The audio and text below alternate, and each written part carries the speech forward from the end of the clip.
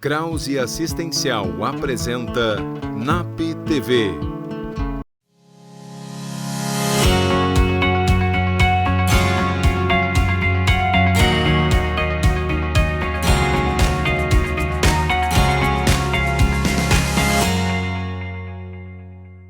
No programa de hoje, Diala Martins fala sobre inteligência emocional. Ana Lúcia Basso aborda questões do Setembro Amarelo. E eu vou falar com você sobre relacionamentos de dependência. César Silva traz mais indagações no Minuto do Mentor de Negócios.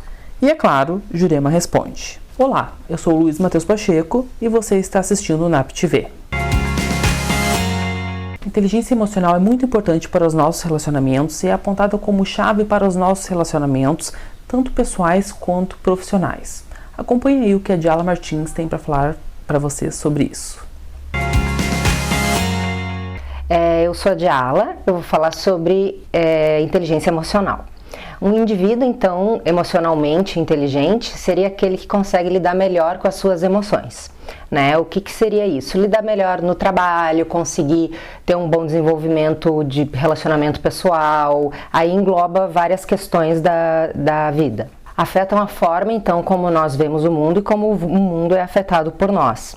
Só que tem uma coisa bem interessante, assim, porque ele é um termômetro muito individual, a inteligência emocional, cada uma vai ter a sua, aquilo que me causa ansiedade não necessariamente vai causar o outro.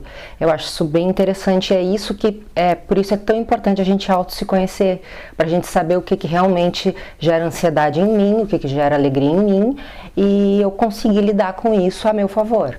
Então, como ter um bom desempenho emocional se a gente não conhecer as nossas emoções e as nossas habilidades emocionais? Então, as nossas habilidades emocionais, elas são divididas em 5 categorias. Então, a primeira habilidade emocional seria o autoconhecimento emocional, né? Que é a capacidade de a gente reconhecer as nossas emoções. A segunda é o controle emocional, que é a habilidade de lidar com esses sentimentos, se adequando a cada situação da vida. O terceiro seria a automotivação, capacidade de dirigir as nossas próprias emoções a serviço de um objetivo de realização pessoal. Então, primeiro tu reconhece o sentimento, depois tu aprende a lidar com ele e depois tu usa ele como um objetivo à tua vida. O quarto, então, seria o reconhecimento das emoções em outras pessoas. Isso é bem importante, não parece tão importante, mas é bem importante, né? Que seria a habilidade de empatia, que também constrói o autoconhecimento emocional, porque a gente, quando entende que o outro não está bem, que o outro não está legal naquele dia, não é o momento da gente lidar com alguma determinada situação, ou talvez o contrário, se a pessoa está bem, então é o momento de eu conseguir falar com aquela pessoa para não gerar para conseguir ter um bom sucesso, seja no trabalho, seja na relação pessoal, no que for, é importante a gente reconhecer a emoção do outro. E os relacionamentos interpessoais, a habilidade de interação com outros indivíduos, tornando-os mais eficazes nessas relações. Isso também é bem importante. As relações interpessoais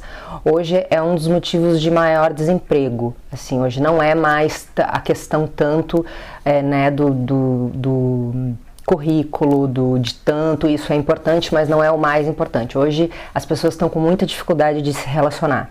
Então é super importante a gente desenvolver essa capacidade de relacionamento interpessoal, trabalhar em equipe. Isso faz parte de tu entender o outro, conseguir enxergar a emoção do outro. Então isso é bem interessante. Então, por que identificar melhor as emoções? Falando especificamente das emoções, né?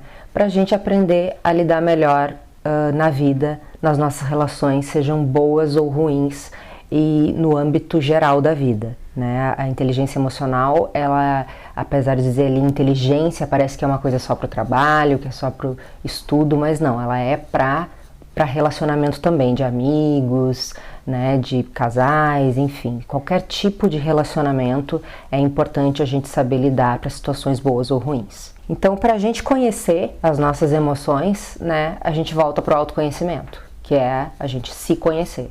Aí a gente passa a se conhecer, conhecer o outro E um dos exemplos seria a gente conseguir baixar a ansiedade, por exemplo, a gente conseguir se dar conta de que a gente está ansioso, isso é bem legal. Aí a gente faz uma respiração, consegue entrar com alguma estratégia positiva para lidar bem com isso. Então, um exemplo seria esse, dentre tantos outros. Não há loteria genética, então, que defina vitoriosos e fracassados no jogo da vida. Né? Isso é uma coisa bem importante, porque a gente tem aquela impressão, né, que aquele coleguinha inteligente, que ele vai se dar bem na vida, ou aquele colega de trabalho, ele se destaca, ele se dá bem na vida. Não, qualquer um pode desenvolver essa inteligência emocional, né, que é tão importante para tu conseguir te realizar. E em qualquer momento a gente pode desenvolver isso. É um processo, é uma coisa difícil de certa forma, porque a gente tem que olhar para os nossos pontos difíceis, mas que nos trazem resultados para fazer diferença na nossa vida. Então nós temos temperamento. O temperamento da personalidade nós temos, mas a gente pode trabalhá-los sempre para que a gente consiga cada vez melhorar mais. César Silva abre seu bloco com a pergunta: será que o meu negócio é ainda um bom negócio? Confira essas e outras reflexões no quadro Minuto do Mentor de Negócios.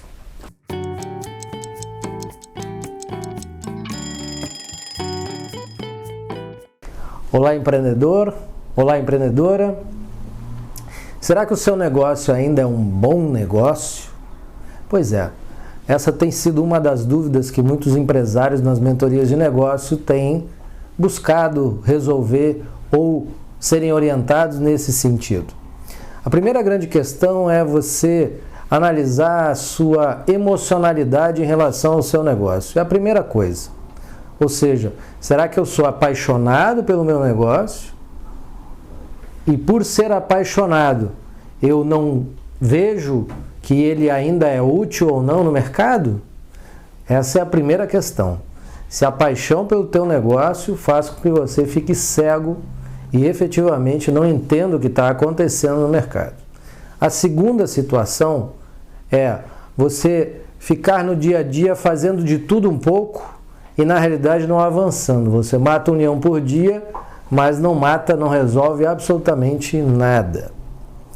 Então, quando você criou o negócio, é natural, depois de 5, 10, 15 anos, ou se é um negócio novo, que a gente se apaixone por esse negócio, mas muitas vezes fique cego por ele. Para evitar essa cegueira, é importante que você tenha um apoio profissional para que possa seguir outras trilhas, outros caminhos e abrir a sua mente para outras realidades. Você se manter estudando, você se manter pesquisando e principalmente buscar as perguntas melhores para ajudar o seu negócio. E aqui vai uma pergunta que pode definir se o seu negócio ainda é um bom negócio ou um mau negócio. Sabe qual é? Você já conversou com o seu cliente para saber se ele ainda está interessado na sua empresa? Talvez nesse momento seu orgulho bata forte, mas vá conversar com o seu cliente. Entenda o que ele tem para dizer para você, porque talvez você seja uma boa pessoa para fazer o seu negócio, mas não está sendo mais útil o seu negócio para o mercado. Então, mantenha-se aprendendo e pergunte-se o que eu já aprendi hoje para se manter sempre em movimento e buscando essa informação, principalmente com o cliente ou com os clientes que fazem da sua empresa ser aquilo que ela é. Um grande abraço do César Silva, mentor de negócios aqui no NAP. Tchau!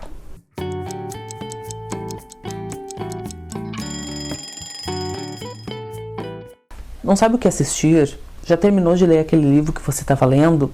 Então acompanhe aí a nossa psicodica e não sai daí. A gente vai para o intervalo e volta já já.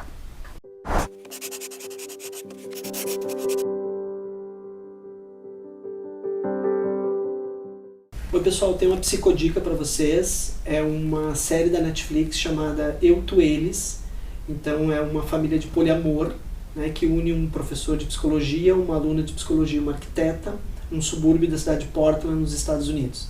É bem divertida, leve e ao mesmo tempo faz com que nós possamos pensar essas novas formas de relacionamento a partir de problemas que já existem, inclusive nas relações monogâmicas românticas tradicionais.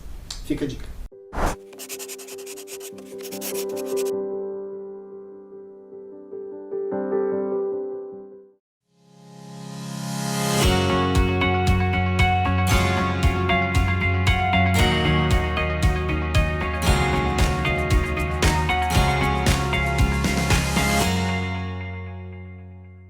A Exatos começou de um sonho de poder ser um diferencial por onde eu passava. E foi assim que ela surgiu, trabalhando na Prefeitura de Estância Velha, onde o senhor Ivo Jacinto Baumgratz me convidou para fazer a contabilidade dele. E hoje, 30 anos depois, temos nossa nova sede em Estância Velha, com 1.800 metros quadrados, para atender nossos 600 clientes em toda a região.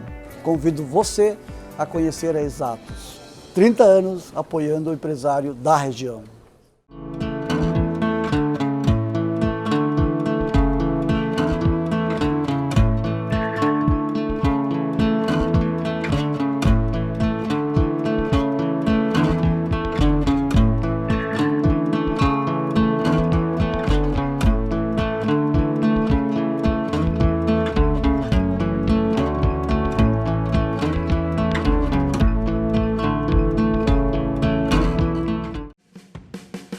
Domine suas ansiedades e fobias com a realidade virtual. O NAP, Núcleo de Atendimento Psicológico, utilizando a inovadora plataforma Psyos, após mais de 20 anos de pesquisas e uso, apresenta ao Rio Grande do Sul esta avançada tecnologia para fins terapêuticos. Viva experiências virtuais com alto nível de realismo e monitoramento das constantes fisiológicas por biofeedback. De técnicas avançadas de relaxamento, concentração e mindfulness, até o tratamento de medos de avião, injeção, dirigir carros, altura, elevador, escuridão, falar em público, animais e tantos outros. Trate ansiedade, distração, estresse, pânico e transtornos alimentares com resultados duradouros em menor tempo, sempre com atendimento de um psicólogo especializado da equipe do NAP.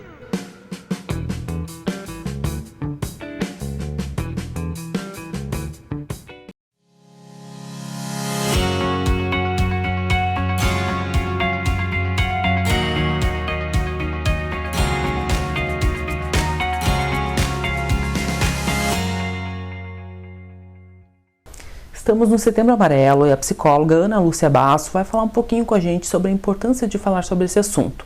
E eu quero lembrar que o NAP está de portas abertas para receber vocês, tanto por suas perguntas ou qualquer ocasião que vocês precisem em relação a isso ou outras questões. Pessoal, pensando que agora é o setembro, o mês da prevenção contra o suicídio, eu achei importante falar do mito que quem nunca ouviu falar que psicólogo é coisa de louco. Isso é um absurdo. Psicólogo não é coisa de louco, até porque a loucura é uma coisa que precisa ser reavaliada quando se fala nela. Mas o principal é entender que as pessoas precisam ir ao psicólogo como prevenção. Porque quando as pessoas não estão bem, elas vão ao médico. E elas cuidam da saúde física, elas fazem prevenção, fazem exames periódicos. Sendo que, se você vai ao psicólogo, se você entende que lá você vai poder falar dos teus sentimentos, e como já dizia Drauzio Varela, quem fala do que sente não adoece, então a pessoa faz uma prevenção. E é isso, é entender que ir ao psicólogo é tão importante quanto ir ao médico. As pessoas precisam entender que cuidar do corpo e cuidar da mente é essencial, porque se a tua saúde física está bem e você não cuidou da tua saúde emocional, você vai adoecer, porque uma interfere na outra. Então, assim, se liguem, não tenham preconceito, porque isso é o que faz mal, isso é que deixa as pessoas doentes. Outra coisa que eu acho importante falar é que, por vezes, os psicólogos, eles encaminham, ou até os médicos, né? Eles percebem que a pessoa tem uma depressão severa. Então, eles pegam e indicam que a pessoa vá ao psiquiatra tomar medicação. Aí a pessoa diz assim, não, eu não vou me tornar escrava da medicação. Pensa só, você já está escrava da dor, do sofrimento e da tristeza. E o remédio, ele está aí para te ajudar. Porque quando a pessoa tem uma depressão severa, é importante entender que hormônios como dopamina e serotonina, eles baixam. E quando você não tem a dosagem ideal, a dosagem certa de dopamina e serotonina no cérebro, você vai ficar muito mal. Então, é importante ao psicólogo, é importante ao médico, e se precisar tomar medicação, tome medicação. Não seja escravo da dor, não seja escravo do preconceito, e seja muito feliz, porque para além de cuidar, né, da alimentação, da forma física, dos relacionamentos, é muito importante cuidar da saúde. Então, mais uma vez eu repito, vá ao médico, vá ao psicólogo e seja muito feliz. Grande beijo. Eu já conversei com você sobre diversas formas de relacionamento e relacionamentos tóxicos. Hoje eu sigo falando sobre o amor de dependência. Acompanhe aí. Olá pessoal, eu já falei aqui com vocês um pouco sobre amor, sobre formas de ser amado e um pouco sobre relacionamentos abusivos. Hoje eu quero falar com vocês sobre uma dinâmica muito especial de relacionamento, que é o relacionamento de dependência. E para que a gente possa entender exatamente do que eu estou falando, eu falo de dependência não apenas no sentido de não poder viver sem um outro, mas de uma dependência que opera de uma forma semelhante à de um vício. Esse tipo de relacionamento costuma ter 4 características. A primeira dessas características é a obsessão. O viciado afetivo ou dependente afetivo, ele começa a pensar exageradamente no seu objeto de amor. Ele pode chegar a um nível de não conseguir pensar em outra coisa, de precisar a todo momento enviar uma mensagem, confirmar que ele de fato é amado. Ele sente como se a qualquer instante o outro fosse deixar de amar ele, o outro fosse abandoná-lo, o outro fosse partir para outra, fosse fazer qualquer coisa, deixar de existir, como se uma espécie de uma catástrofe fosse cair nessa relação a qualquer instante. O dependente afetivo, nesse sentido, ele passa a orbitar a vida do outro. E isso pode ser tão intenso que ele pode deixar algumas áreas da vida dele a desejar. Quer dizer, ele pode investir tanta energia na vida do outro, em cuidar do outro, em estar próximo do outro, que a própria vida dele acaba ficando prejudicada. A segunda dessas características é o controle. O dependente afetivo, como ele sente muito medo de ser abandonado, esse medo impulsiona um controle exagerado, tanto dele, das atitudes dele, quanto das atitudes do outro. O dependente afetivo, ele passa a examinar a vida do outro e o comportamento do outro com muita meticulosidade. Cada detalhe, ele não deixa escapar nada, como se a qualquer instante, nas entrelinhas, tivesse escondido algo que é o que ele mais teme. Ao mesmo tempo, ele passa, de certa forma, a ler as reações do outro para tentar, de antemão, conseguir satisfazer o outro. Porque o que ele teme é que a qualquer momento ele vai falhar. E por ele falhar, o outro vai deixar de amá-lo. Então ele precisa antecipar o que o outro deseja. Ele precisa se doar num nível exagerado, a ponto às vezes de precisar abrir mão de si mesmo para poder investir nessa relação. E o terceiro traço desse tipo de relação é a tolerância. E a tolerância, assim como acontece em outros tipos de vício, aqui ele não é exatamente numa substância propriamente, mas no outro. E mais especificamente, não no amor do outro, mas sim na dor que essa relação causa.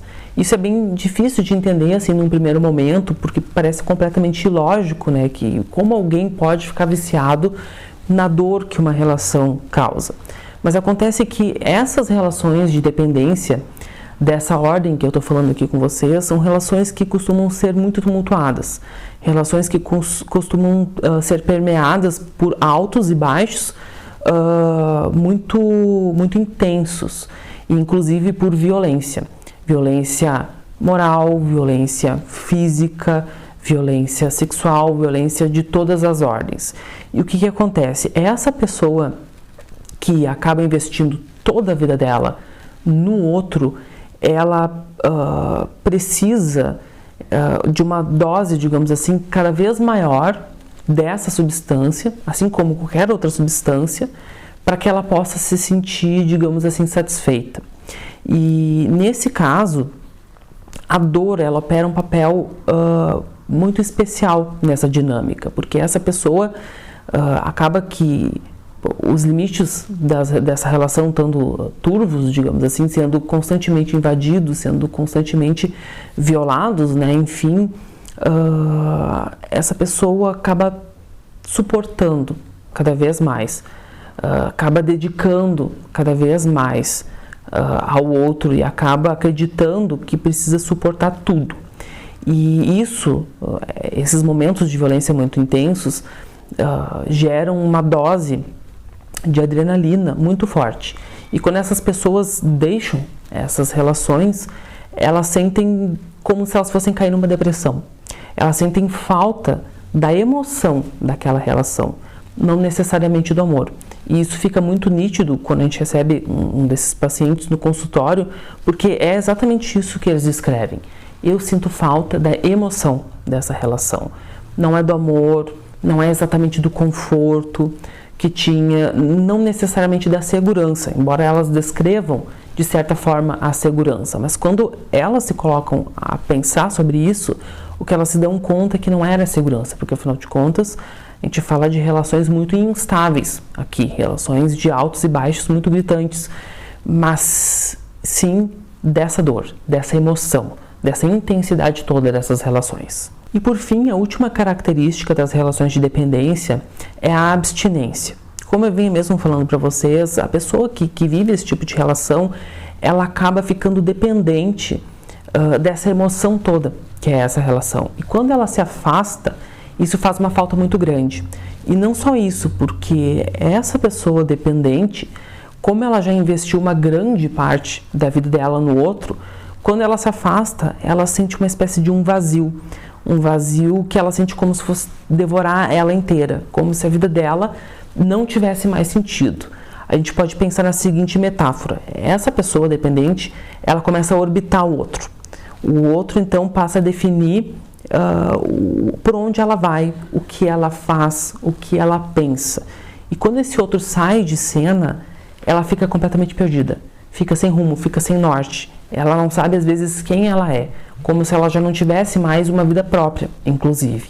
Então, ela sente essa espécie de abstinência desse outro. E é bastante interessante pensar que quem vive esse tipo de relacionamento precisa, muitas vezes, de ajuda tanto psicológica quanto psiquiátrica para poder sair disso. Porque isso que a gente fala é algo bastante sério e que precisa ser visto, precisa ser olhado. Se você aí de casa tem algum problema ou alguma dúvida e não sabe para quem perguntar, manda para ela. Jurema responde. Confere aí.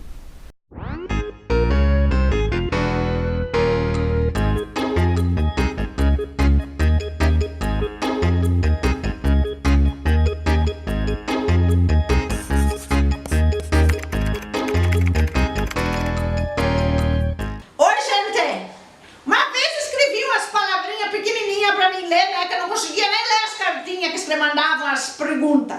Agora me mandaram tão grande que chega lá 2 folhas com uma pergunta só. Mas não, tudo bem, melhor assim, né? Não tô reclamando, tá, produção? Eu tô pedindo só, fica assim, que dá bom que eu enxergo direitinho. Então, vi que você fala muitas coisas legais no programa de TV e suas redes sociais. Obrigada, querida! Por isso eu te mandava uma mensagem. Não é bem uma pergunta. É uma situação do meu dia a dia que eu gostaria de expor e que isso entrasse a diálogos por aí. Bom, eu sou gorda. Sou mesmo. Não é transtorno de imagem. Vou explicar. Transtorno de imagem é quando a pessoa é magra, olha e se enxerga gorda. Ela não é gorda mesmo. Tipo, eu também sou gorda. Tá, entendi. E daí? Faço exercício, tenho saúde, mas também sou gorda e as pessoas não entendem isso. As pessoas não entendem que as pessoas gordas podem se sentir bem consigo mesmo e só isso ficam julgando e falando sobre saúde, sendo que nem são fitness, saudável e nada do tipo. Gostaria de falar sobre o assunto. Muito obrigada. De nada. Então, assim, você cuide da sua vida e esquece a vida do outro. É tão fácil ficar olhando para a vida do outro, né? Julgando os outros e não cuidar da sua vida. Tem muitas pessoas, tipo eu também. Sou gorda, mas sou saudável. Não tenho colesterol alto, não tenho triglicerídeos, não tenho nada dessas coisas. E aí, o que tem? A mesma coisa essa menina. Ela é gorda, bonitinha, deve ser. E aí, qual é o problema? As pessoas não podem ver alguém gorda que vai lá aqui para pedir para fazer regime. Cuida da tua vida. As pessoas têm que cuidar do zumbigo delas. Zumbigo. O zumbigo que tem aqui, cuida de si mesmo e não fica dando bola para os outros. E outra coisa, querida, você aqui que me mandou isso aqui, não dá bola para essas coisas que as pessoas falam. Sabe o que acontece? Vou contar uma história. Posso contar uma historinha pequenininha? Sim. Andava assim, o vagalume na floresta. Sabe o vagalume, aquele que tem luzinha? Andava passando na floresta. E a cobra queria comer o vagalume. Aí o vagalume disse, mas o que essa cobra quer comer? Esse vagalume, né? Com tanto bicho gordo que tem por aí. Aí ela pegou o vagalume. Eu só fico pensando sempre como é que essa cobra pegou esse vagalume. Mas tudo bem, né? A história é assim, então eu vou contar que nem a história diz. Aí o vagalume disse assim, pera aí, cobra, antes de você me comer, por que você quer comer eu? Com tanto bicho aí que tem mais carne. E a cobra disse assim, a tua luz me atrapalha. É o que acontece muito com as pessoas aí por aí, né? As pessoas brilham, são bonitas, felizes, gordo, magra, não interessa, e os outros ficam incomodados com a luz das pessoas. Então, querida, não dá bola se estão falando e fica lá linda, bonita, gordinha, do jeito que você é. Credo, vão cuidar do zumbigo de vocês. E lembra dessa história do vagalume da cobra, vai ver.